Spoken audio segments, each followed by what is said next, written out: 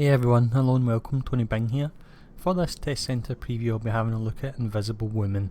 Now she is a hero that I've deliberately left this late for the simple reason that I don't have a massive amount of experience with her, so I will by and large be reading off the tooltips, but of course if there are any immediate things that stand out, any options that are interesting, I'll provide my observations there as well. So let's look at the first tree, which is Dynamic Force. So with this first tree, the skills she has on live appear to be largely intact. There is a slight change to one of them as far as I believe, where the animation does look a bit kind of more, it's got more impact to it, and we will show that off once we get to it. But for the first skill we have Force Disc, which is your basic ranged attack, and then we have Suffocate, which is your ranged area dot, and duration 6 seconds, and it also does a stun as well.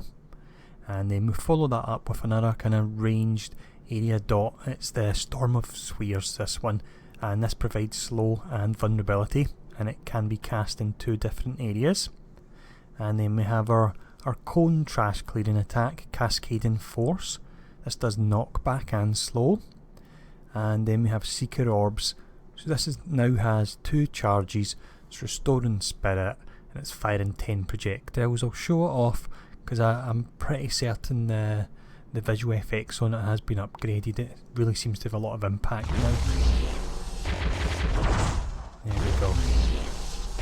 I can't actually remember all that, although with some heroes I've looked at there's been a massive placebo effect. When I looked at Thor and Magneto for example, I believed all their skills had been upgraded, went on live and found out they looked that good on live. It had just been that long since I'd played them, so let me know in the comments if that's not changed anyway. But next up we have Bouncing Discs, and this is just a kind of standard ranged attack, and this will hit up to a total of 6 enemies and bounce between them. And then we have the Crusher, and this will create up to 3 of them, same as live. Followed up by Crashing Wave Style, which is a range spender, and it's doing 40% extra damage after using invisibility. And then finally for this tree we have Quantum Compression, which is their signature there, and this is now restoring a charge of invisibility and Seeker Orbs. I'm not sure if it did do that on live. Again, any Invisible Woman experts out there, if they want to kind of fill in any blanks in this video, please feel free to do so. But let's look at the next tree now, which is Invisibility. So the first skill we look at in this tree is Shield Blitz. Now it does say the cooldown on this is 3.7 seconds rather than the standard 4. I'm not sure if that's a tooltip error, because I'm not 100% sure myself why Invisible Woman would have more mobility than other characters. Is it something she's known for? It's not certainly something that springs to mind for me, but my knowledge of her is quite limited. Now next up we have Invisibility here, and when you use this it resets the cooldown of Resonating Wave, and that's the next skill we'll look at. And here we go, here's Resonating Wave. So this is Weaken, and also if you use this while stealthed or invisible you do bonus damage 300% and you regain spirit as well.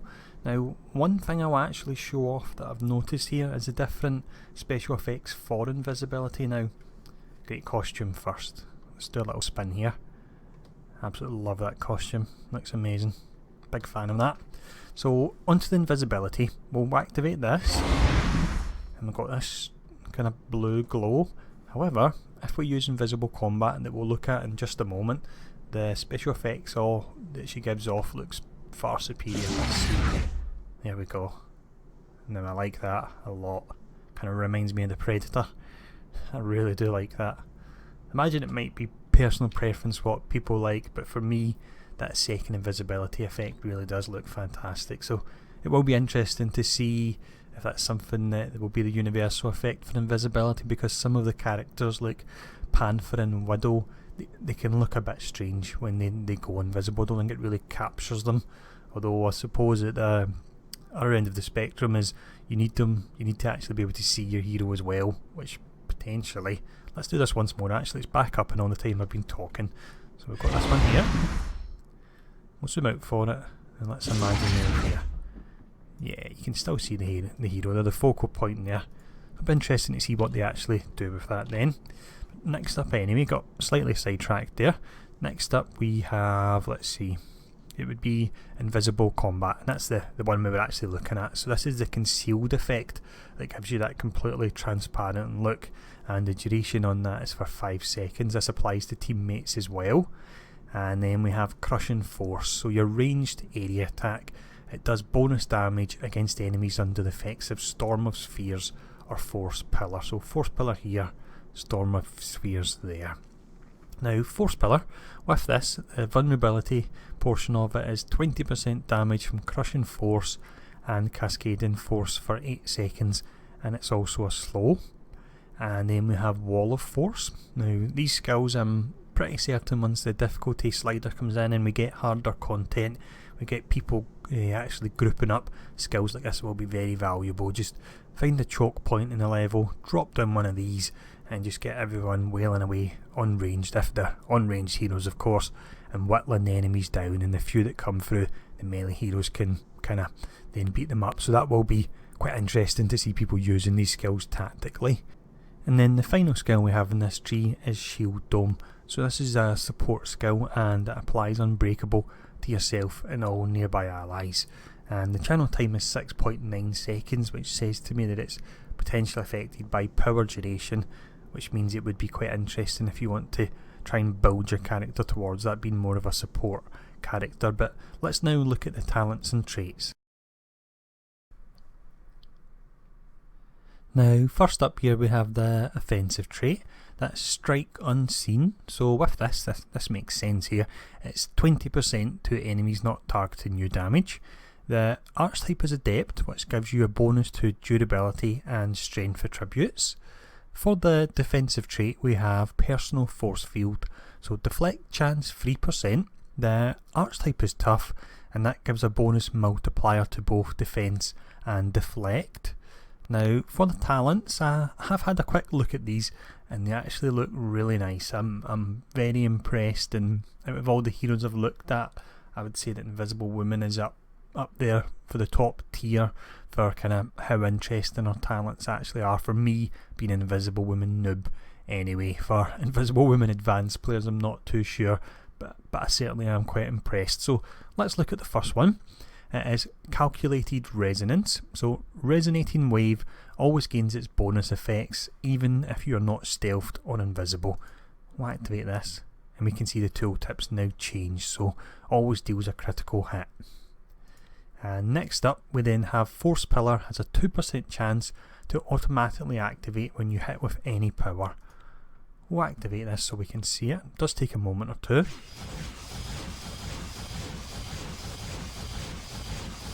Personally, the 2% chance does seem a bit low for me, as this is possibly shown.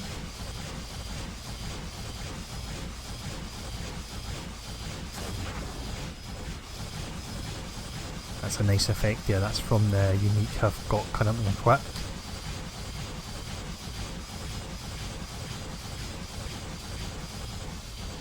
Now I'll actually give up on that, but what that is that's a good indication that potentially this talent could do with the percent chance going up a bit, because that was a good 10, 15, 20 seconds there, and nothing considering what the other talents offer can be quite powerful.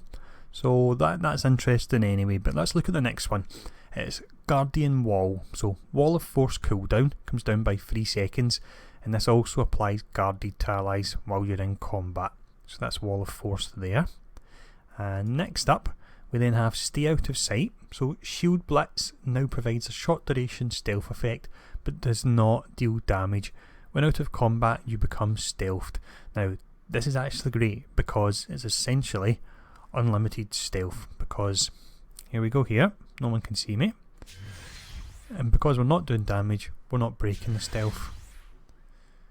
Could be perhaps a bit too powerful maybe, because we can just avoid any damage we want. Of course when we attack we'll break invisibility and the enemies can fight us, but until that point, here we go, until that point we do have the advantage there. That's interesting anyway. I do like that. As much as I think it's quite powerful, I really do like things like that define characters and builds. But next up we have Contingency. which is invisibility will automatically activate if you fall below 35% of your maximum health. This effect does not consume a charge of invisibility. The cooldown is 10 seconds there. And then finally we have Hidden Strike. So when you use invisibility, damage 5%, duration 5 seconds, and this stacks up to 2 times. It's okay. Personally, I really do like this first option here. But for talent line number 3, we have Seeker Cascade. So Seeker Orbs now cause the next 3 activations of Crushing Wave Style, Force Disc, or Bouncing Discs used within 10 seconds to trigger 2 additional orbs.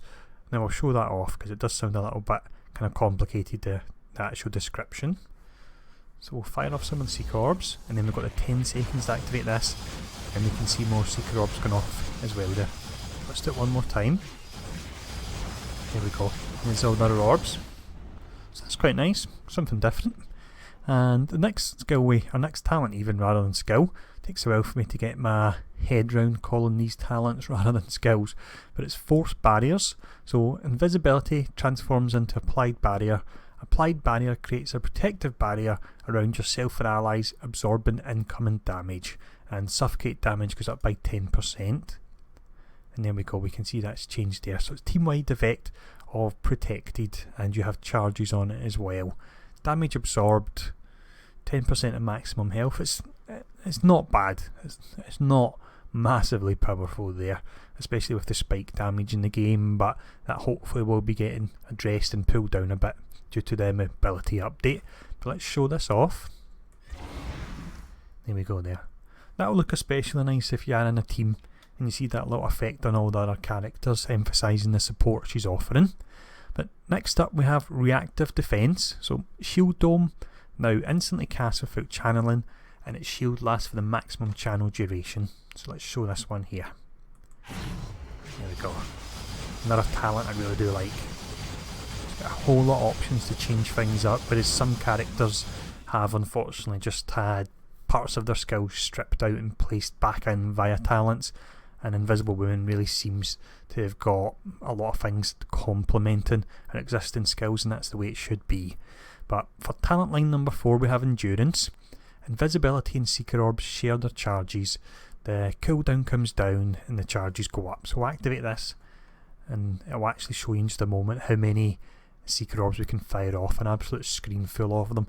While it's charging up, let's actually talk about the next talent here. It's Overwhelming Force. So Crushing Force damage goes up, Crushing Force max charges is +3, and it gains a cooldown. So you're turning this skill here, a spender, into a cooldown skill. And Bouncing Discs gains 3 max charges, and spirit cost comes down to 0. But let's show off these Seeker Orbs now.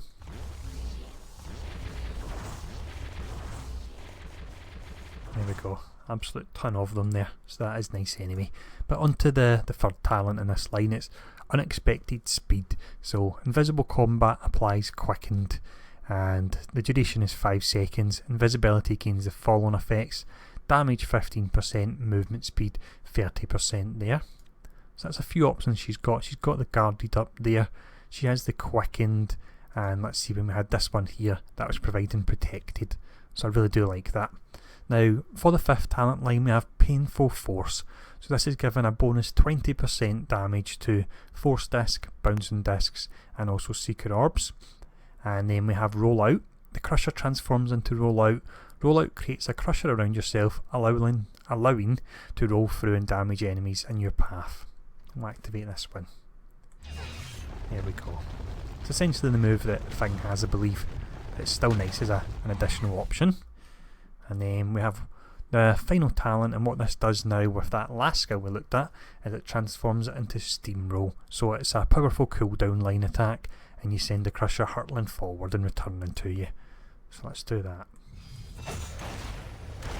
There we go. And then what I'll do finally at the end of this video is I'll show you the actual flight or travel animation now that it's been pulled down to 0.75, and it also lets you see how it looks. I do actually like a lot of these animations. Here we go. Nice and responsive. And she's actually moving at a fair rate with the travel changes now being set at 800 rather than 700. So one final time. There we are.